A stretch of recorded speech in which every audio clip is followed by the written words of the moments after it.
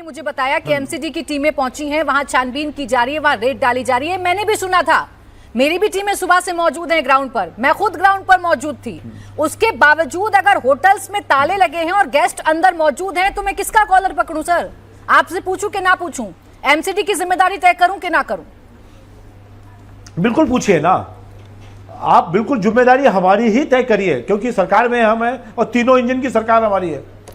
फिर भी आपने जो होटल बताया है, आपने जो बात बताई है कि बाहर से बंद कर दिया है, लोग अंदर हैं, उन पर भी एक्शन होगा। और जो एजेंसी है उनको हम बता रहे हैं कि आप चेक करिए, कई बार लोगों ने बाहर से ताला लगाया, लोग अंदर हैं तो उनको भी बाहर से निकाला। ये भी बड़ा खूब है ना, ये भी बड़ा खूब है कि हम पहुंच जाते हैं, उस ताले के अंदर झांक कर देख लेते हैं, लेकिन एमसीडी ये देखकर वापस लौट जाती है कि इस होटल में ताला लगाए तो चलिए हमारी जिम्मेदारी पूरी हो गई। जब तक ये खाना पूर्ति नहीं छूटेगी ना, तब तक लोगों की जान जाती रहेगी। वहां पर अभी आपने कोई 100 मीटर की दूरी पर है, बिल्कुल 100 कोई मीटर खाना की पूर्ति दूरी नहीं हो पर रही है, होटल्स चल रहे खाना हैं। पूर्ति नहीं हो रही मैं है। आपको बता रही हूँ, चाहे हो सकता है आपने 12 बजे विजिट किया हो। जी नहीं, प्राची सुनो, जी नहीं, हो सकता है आपने 12 बजे विजिट किया हो और वहां टीम 2 बजे पहुंची हो। नहीं, आप टाइमिंग पर जा सकते हैं। मैं पूरे दिन वहां पर थी, मैं अभी वापस आई हूँ स्टूडियो में। मैं बिल्कुल नहीं मानता कि किसी को भी, मैं पूरे दिन वहां पर थी अवस्थी जी, मैं अभी लौटकर स्टूडियो वापस आई हूँ बारिश होने की वजह से। एक दिन में नहीं होगा।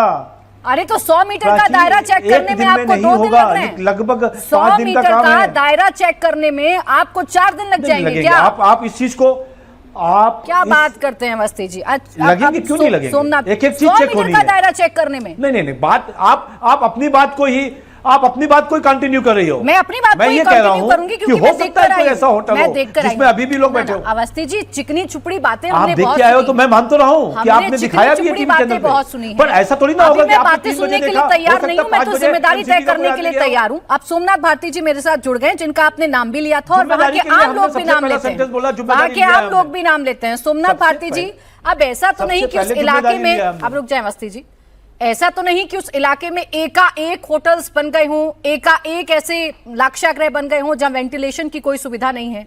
ये 5-5 मंजिला इमारत, ये 6-6 मंजिला इमारत, ये 25-25 कमरों वाले होटल्स तो कई सालों से थे ना वहां। आप वहां के विधायक रह चुके हैं, क्या कर रहे थे आप लोग? अच्छा, मैं प्राची जी चूंकि अभी अभी वहीं से आ रहा हूं और कृपया करके सवाल जब पूछें तो जिम्मेदारी भी तय करें। मैं जब अपने कार्यकाल में यहां बनाया था फायर स्टेशन का बनवाया भी, उद्घाटन भी करवाया, फायर ब्रिगेड भी उपलब्ध कराया। वहां से मैं भी मेजर करके आ रहा हूं, 2.5 मिनट की दूरी है वो, 2.5 मिनट की दूरी वाला जगह, वहां पहुंचने में फायर ब्रिगेड को 1 घंटा कैसे लगा? सवाल सबसे बड़ा ये है। आप जो सवाल कर रहे हैं मैं एक बार और ऐड कर दूं, चूंकि अवस्थी जी बेचारे फंस रहे हैं। जब माननीय मोदी जी अपने नाम से चुनाव लड़ते हैं हर राज्य में, चिंता मत करो, जीत का श्रेय अपने मत्थे मढ़ते हैं। तो जो फेल्यूर है दिल्ली सरकार की, दिल्ली वालों ने वोट रेखा गुप्ता जी को नहीं दिया था, दिल्ली वालों ने वोट दिया माननीय मोदी जी को।